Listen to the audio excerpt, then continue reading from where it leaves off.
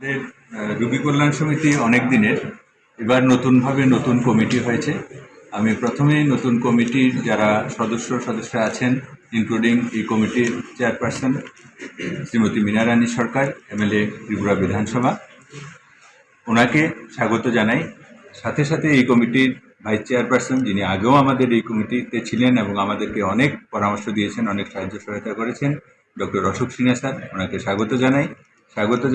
এই কমিটির দুইজন নতুন মেম্বার, যারা একজন বাবুল ভট্টাচার্য কর্পোরেটর, আরেকজন হীরালাল দেবনাথ স্যার কর্পোরেটর, ওনারা, আর বাকি প্রায় সব মেম্বারই ছিলেন, নতুনভাবে আবার এসছেন, কিন্তু ওনারা পুরোপুরি নতুন মেম্বার।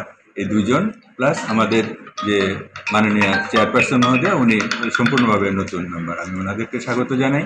আশা করি আমরা ওনাদের নেতৃত্বে, ওনাদের পরামর্শে, ওনাদের গাইডেন্সে জিবি হাসপাতালকে আরও বেশি মানুষ যাতে সুযোগ সুবিধা পায়, আরও বেশি ইউজার ফ্রেন্ডলি করে তুলতে পারবো, আরও বেশি পরিষেবা মানুষকে, ত্রিপুরাবাসীকে আমরা দিতে পারবো, সেই আশা রেখে আজকের কাজ করে গেছেন। আজকে আবার একটা নতুন দায়িত্ব এখানে পেলেন, কিরকম?